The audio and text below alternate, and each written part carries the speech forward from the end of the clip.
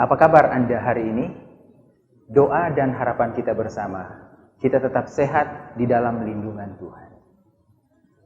Apakah saudara merasa bahwa kita tetap sehat karena melakukan semua yang diatur oleh pemerintah? Social distancing, cuci tangan, makan sayur-sayuran dan buah-buahan, gunakan masker dan lain sebagainya? Tentu saja ya. Tetapi lebih dari ini semua, sebenarnya kita tetap sehat karena Tuhan yang melindungi kita. Alasannya sangat sederhana, yaitu karena kita tidak bisa melihat si coronavirus itu. Dan tidak ada teknologi sampai saat ini yang secara pasti bisa melihat apakah kita terpapar virus ini atau tidak. Dan tampaknya tidak mungkin bila kita tidak terpapar dengan virus ini bila melihat penularan yang begitu cepat secara universal. Tapi satu hal yang pasti, yaitu sampai detik ini kita tetap sehat. Tuhan tidak tinggal diam. Tangan Tuhan yang tidak kelihatan sedang bekerja dengan sangat super aktif untuk melindungi kita, terutama melalui sistem kekebalan tubuh kita yang sudah diketahui tidak memiliki reseptor ACE2, jalan masuk virus ke dalam sel-sel kita. Tuhan tidak sekedar menjadi pengharapan kita saat ini dari COVID-19, tidak. Tuhan sedang berperan aktif dan bekerja keras saat ini, detik ini, untuk melindungi saudara dan saya. Sehingga kita bisa membayangkan, bila Tuhan bekerja dengan sangat keras, tetapi justru kita yang mengabaikan dengan sangat mudah. Dengan cara mendingan karena kita work from home, maka kita makan dalam jumlah besar. Kita tidak mau berolahraga.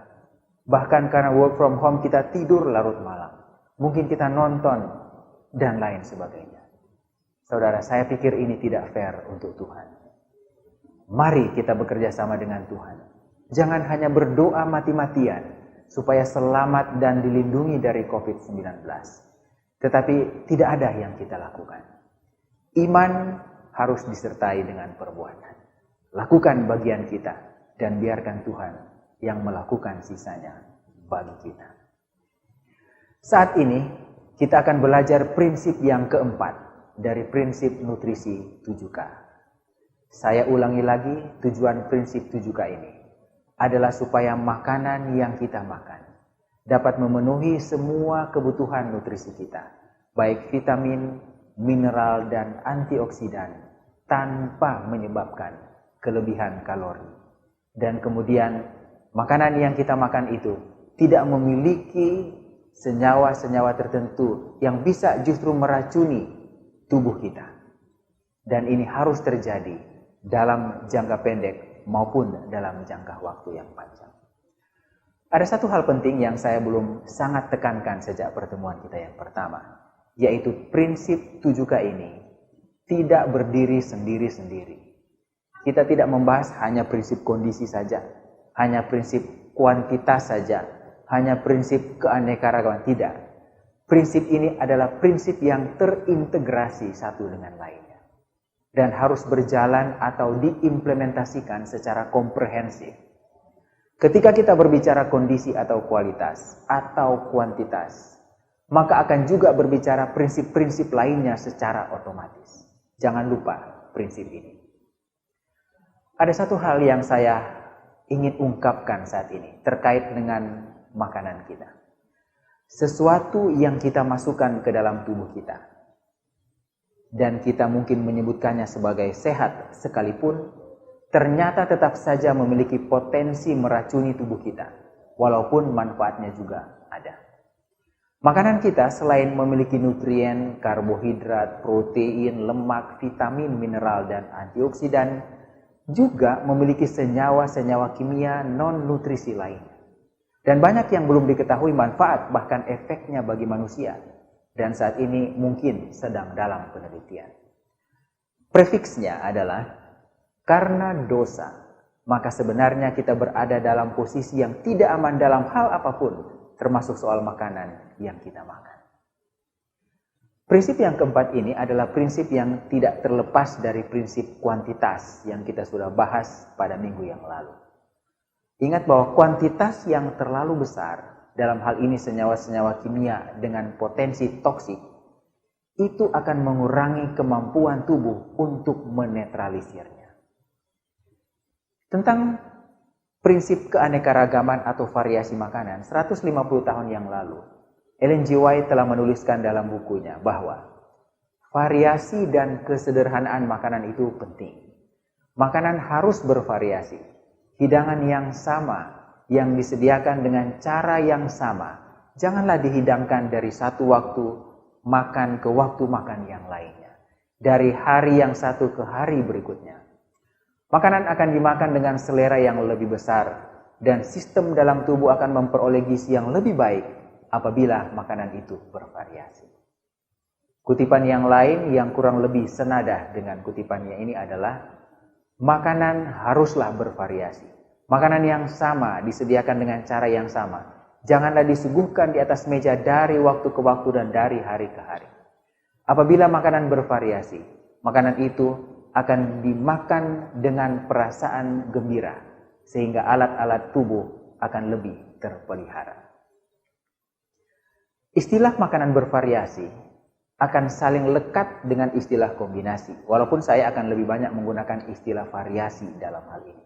Artinya, ketika saya mengatakan variasi, itu maksudnya adalah variasi dan juga kombinasi. Paling tidak ada 3 manfaat makan bervariasi yang sudah diketahui di bidang nutrisi melalui berbagai penelitian ilmiah. Yang pertama, dengan makan bervariasi, maka makanan-makanan tersebut akan saling menutup kekurangan nutrien makanan yang lain. Ingat bahwa kita sudah membahas di pertemuan-pertemuan sebelumnya bahwa tidak ada di dunia ini makanan super yang dengan memakannya maka semua unsur nutrisi itu akan terpenuhi. Tidak ada. Dengan makan bervariasi, maka apa yang kurang dari jenis makanan tertentu akan ditutupi oleh jenis makanan yang lain dan juga sebaliknya. Mari kita lihat contoh dari analisis nutrisi makanan-makanan ini. Seperti yang kita sudah belajar di awal, maka kondisi makanan saat ini disesuaikan dengan kondisi dari seorang perempuan, seorang wanita berusia 50 tahun yang dalam keadaan sehat. Baik dari jumlah kebutuhan kalorinya, karbohidrat, protein, lemak, vitamin, dan mineralnya. Nah, dalam grafik ini, apabila kepada perempuan tersebut hanya diberikan bayam sebanyak 1 kilogram, yang sudah diolah atau sudah direbus, artinya massa air juga termasuk di dalam berat 1 kilogram ini, atau 1 kilogram dalam bahan makanan tertentu, dalam hal ini sayur bayam, maka bila diperhatikan di dalam gambar ini, garis hitam vertikal yang berada di tengah adalah batas kebutuhan sesuai dengan jenis kelamin dan usia. Bila kita perhatikan untuk kebutuhan energi yang digambarkan di dalam grafik bar berwarna merah, kemudian kebutuhan protein seperti digambarkan di grafik bar berwarna hijau, lemak seperti yang digambarkan di grafik bar warna kuning, dan karbohidrat sebagaimana Bapak dan Ibu bisa lihat di grafik bar yang berwarna coklat. Semuanya menunjukkan bahwa bayam 1 kilogram ini jauh di bawah nilai cukup untuk karbohidrat, protein, lemak, dan kalorinya. Artinya, perempuan ini akan kekurangan energi, karbohidrat, protein, dan lemak. Tetapi kalau kita perhatikan di gambar ini, bayam 1 kilogram tersebut akan memberikan perempuan ini lebih dari cukup vitamin dan mineral. Nah, kalau kita kembali ke prinsip kondisi, maka kita tidak bisa mengatakan bahwa bayam sehat dalam kondisi yang sedang kita bicarakan ini. Mikronutrisi vitamin dan mineral cukup bahkan berlebihan. Tetapi makronutrisi, karbohidrat, protein, dan lemak yang memberikan energi jauh dari yang bisa disebut sebagai cukup. Hal ini terjadi karena yang digunakan hanya satu jenis atau yang disebut sebagai makanan tunggal. Untuk itu, perlu adanya kombinasi dan variasi dari makanan-makanan yang lain. Mari kita lihat apa yang terjadi bila makanan ini kita kombinasi dan variasi dengan makanan yang lain. Kali ini kita langsung kombinasi dengan sumber karbohidrat, dalam hal ini beras pecah kulit, divariasi dengan buah pepaya dan pisang, dan sumber proteinnya dari tempe dan tahu serta kacang hijau. Dan ini untuk makanan sehari. Ingat, ini untuk makanan sehari ya, bukan sekali makan, jangan lupa. Nah, coba kita perhatikan apa yang terjadi. Ternyata dengan kombinasi seperti ini, kita dapat meningkatkan jumlah makronutrisi, dalam hal ini karbohidrat, protein, lemak, sampai mencapai jumlah cukup. Nah, di dalam bidang nutrisi, makronutrisi 80%, minimal 80% itu 80% maksud saya dari kebutuhan totalnya itu sudah dianggap cukup. Sementara jumlah vitamin dan mineral tidak ada masalah. Dalam keadaan sehat seperti kondisi perempuan ini, karena kita sudah belajar minggu yang lalu bahwa tubuh akan melakukan kompensasi penyerapan nutrisi secara aktif dan pasif. Kita bisa melihat bahwa dengan variasi dan kombinasi, maka masalah kekurangan nutrisi dapat diselesaikan tanpa akan meningkatkan kalori, asalkan sesuai dengan prinsip kualitas. Kita mengisinya sebagian besar dengan bahan makanan tumbuhan utuh. Tetapi bila kombinasi dan variasi adalah dari bahan makanan hewani atau makanan tumbuhan olahan, maka hasilnya akan seperti yang tampak pada grafik berikut ini. Di mana di dalam grafik ini kita lihat bahwa kombinasi makanan tumbuhan olahan dan makanan hewani akan menyebabkan kecenderungan kalori, protein, dan karbohidrat meningkat, sementara vitamin, mineral justru jauh dari kecukupan. Dan keadaan ini akan sangat sulit untuk dimodifikasi secara alamiah. Karena bila kita akan mencukupi vitamin dan mineral, maka itu berarti secara otomatis kita akan menambahkan juga karbohidrat, protein, dan lemak.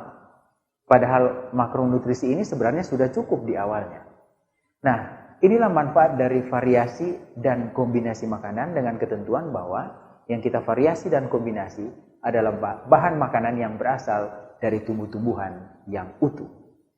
Seperti yang kita sudah diskusikan, kita sudah sampaikan, kita sudah bahas pada prinsip kualitas pertemuan yang kedua yang lalu. Nah, Bapak dan Ibu, sekarang kita maju pada manfaat yang kedua. Apa manfaat yang kedua dari prinsip keanekaragaman? Manfaat yang kedua dari prinsip variasi makanan. Nah, ternyata manfaat yang kedua dari makanan yang bervariasi atau beraneka ragam adalah untuk membatasi kelebihan nutrien dan atau senyawa-senyawa kimia non-nutrien tertentu di dalam bahan makanan. Ada apa dengan senyawa-senyawa kimia non-nutrien di dalam bahan makanan? Makan bervariasi akan menyebabkan kita tidak terpapar, sekali lagi, tidak terpapar dengan jenis makanan yang sama dari waktu ke waktu.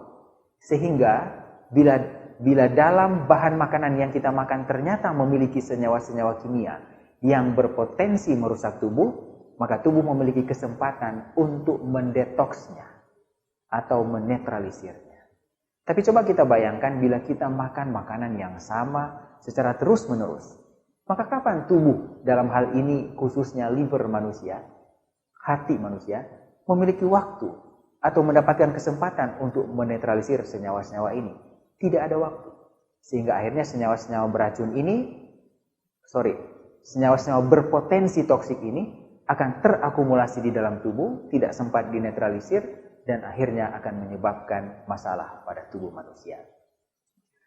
Dolan dan kawan-kawan pada tahun 2010 di dalam review mereka tentang senyawa-senyawa yang berpotensi toksik di dalam bahan makanan, mereka menuliskan bahwa segala sesuatu itu bersifat toksik.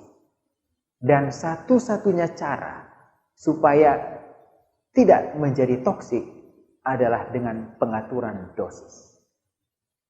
Sekali lagi, segala sesuatu bersifat toksik. Dan satu-satunya cara supaya kita bisa mengurangi, meminimalisasi efek toksik tersebut adalah dengan pengaturan dosis. Artinya prinsip keanekaragaman ini masuk pada pengaturan dosis. Karena ketika kita makan beraneka ragam, maka otomatis kita akan mengurangi dosis dari bahan makanan tertentu yang kita makan. Dosis yang tinggi dari bahan makanan A yang kita makan, Tetapi karena kita juga makan makanan B, makanan C, D, maka kita akan makan makanan A ini mungkin nanti minggu depan lagi atau beberapa hari lagi. Sehingga dosis toksiknya, maksudnya sehingga dosis potensi toksik pada makanan ini tidak akan terjadi akumulasi. Hanya dimakan dalam jumlah kecil dan tubuh juga memiliki banyak waktu untuk menetralisirnya. Bapak dan Ibu, bahkan air jernih yang kita pikir mungkin tidak ada senyawa berbahaya di dalamnya. Tetapi bila dikonsumsi 4-5 liter dalam 2-3 jam, itu akan berpotensi menyebabkan terjadinya pengenceran darah. Selanjutnya menyebabkan berkurangnya konsentrasi mineral tertentu, misalnya natrium, sehingga menyebabkan natrium ini dianggap berkurang oleh tubuh karena air yang terlalu banyak, dan terjadilah pembengkakan sel-sel otak, kemudian terjadi kejang, dan akhirnya menyebabkan kematian. Air jernih, coba kita bayangkan. Itulah sebabnya disarankan ketika kita minum dengan prinsip keanekaragaman, dalam hal ini maksudnya adalah kita minum air dengan prinsip terdistribusi merata sepanjang hari. Segelas-segelas setiap 2 atau 3 jam, sehingga tubuh memiliki waktu untuk menyeimbangkan kelebihan, membuang yang kelebihan, dan setelah sudah netral, aman, baru kemudian kita minum lagi. Begitu juga dengan vitamin A. Ketika kita mengasup vitamin A dalam jumlah yang sangat besar, maka cenderung menyebabkan terjadinya keracunan hati atau hepatoksisitas. Mungkin Bapak dan Ibu bertanya, bukankah pada materi tentang kuantitas kita sudah dijelaskan bahwa kelebihan vitamin dan mineral tidak akan jadi masalah karena tubuh akan mampu untuk melakukan pengaturan melalui mekanisme penyerapan aktif, pasif, dan mekanisme-mekanisme lainnya? Memang benar, hal tersebut benar, tetapi sayangnya sebagian besar hanya berlaku pada makanan-makanan berbasis tumbuhan utuh, tetapi tidak berlaku pada jenis suplementasi buatan. Artinya kalau kita mengasup vitamin A dari suplementasi, maka mekanisme pasif aktif, penyerapan pasif dan aktif biasanya akan sulit untuk terjadi. Tumbuhan-tumbuhan utuh memiliki senyawa-senyawa yang membantu terjadinya penyerapan aktif dan pasif, misalnya serat dan lain-lain. Tetapi bila yang kita gunakan adalah suplementasi yang tidak ada serat dan lain sebagainya, maka kemampuan tubuh ini sangat tidak maksimal. Sehingga potensi overconsumption bisa terjadi dengan penggunaan suplementasi. Tubuh tidak mampu untuk menetralisirnya. Ada satu penelitian dalam bentuk case report oleh Gunawan dan kawan-kawan yang dipublikasi pada tahun 2014 tentang terjadinya keracunan jengkol atau yang disebut dengan jengkolism. Satu kondisi yang ditandai dengan gejala-gejala kerusakan ginjal secara akut. Dari berbagai laporan kasus yang mereka kumpulkan, mereka menemukan bahwa rata-rata konsumsi biji jengkol pada kasus-kasus ini adalah 10 biji jengkol dengan berbagai cara pengolahannya. Walaupun terjadinya kondisi ini sampai saat ini belum diketahui dengan pasti, tetapi dari sudut pandang variasi makanan, bila kita makan 2 atau 3 biji saja biji jengkol, maka kemungkinan tidak akan mengalami masalah ini dibanding dengan makan 10 biji jengkol seperti pada kasus-kasus ini. Jadi makan jengkol 2 atau 3 biji, dan ini sebenarnya adalah ukuran 1 porsi untuk jengkol. Dan kemudian waktu makan yang lain diisi dengan jenis makanan lain yang juga bervariasi, dan makan jengkol mungkin minggu depan, minggu berikutnya, dengan jumlah yang juga sama, hanya 2-3 secukupnya, maka kondisi jengkolism ini kemungkinan besar tidak akan terjadi. Karena ketika kita makan jengkol saat ini, dan senyawa kimia asam jengkolat masuk ke dalam tubuh dalam jumlah kecil, maka tubuh akan dapat menetralisirnya. Sehingga asam jengkolat tidak akan menyebabkan masalah. Justru tumbuhan Pithecellobium jiringa atau jengkol ini, sebagai panah penelitian dari Muslim dan kawan-kawan, akan menghambat pembentukan pembuluh darah baru pada kanker, sehingga bukan justru menyebabkan kerusakan ginjal. Bisa kita lihat peran dari makanan yang beraneka ragam ini bervariasi dengan segala manfaatnya. Makan bervariasi, beraneka ragam akan membatasi dosis atau kuantitas makanan kita dan menekan efek merugikan dari makanan. Sementara di saat yang sama justru akan memaksimalkan efek menguntungkannya. Puji Tuhan. Mari kita lihat manfaat yang ketiga dari tujuan atau manfaat dari makan beraneka ragam makanan ini. Manfaat yang ketiga adalah ternyata dengan makan bervariasi, maka tubuh dapat menjaga dan memperkuat efek makanan tertentu. Sebagai contoh, vitamin C dan zat besi. Publikasi ilmiah dari Lane dan kawan-kawan ini menanggapi penelitian dari Boni dan Clyde. Mereka menggambarkan bahwa peran vitamin C yang selama ini hanya diketahui sebagai meningkatkan penyerapan zat besi dari saluran cerna. Artinya kalau kita makan vitamin C bersama-sama dengan zat besi, maka penyerapan zat besi itu akan meningkat dalam saluran cerna karena dibantu oleh vitamin C. Tetapi ternyata tidak hanya itu saja. Tetapi vitamin C ini akan membantu metabolisme zat besi hampir pada semua tahap dan fungsi metabolis zat besi di dalam tubuh manusia, seperti yang kita bisa lihat di gambar ini. Bermacam-macam fungsi dari vitamin C untuk membantu zat besi untuk bisa berfungsi dengan baik di dalam tubuh manusia. Ini merupakan hal yang sangat luar biasa. Ketika Tuhan menciptakan bahan makanan pertama manusia di Taman Eden dari bermacam-macam jenis, maka prinsip-prinsip di dalamnya tetap terjaga sempurna sampai saat ini.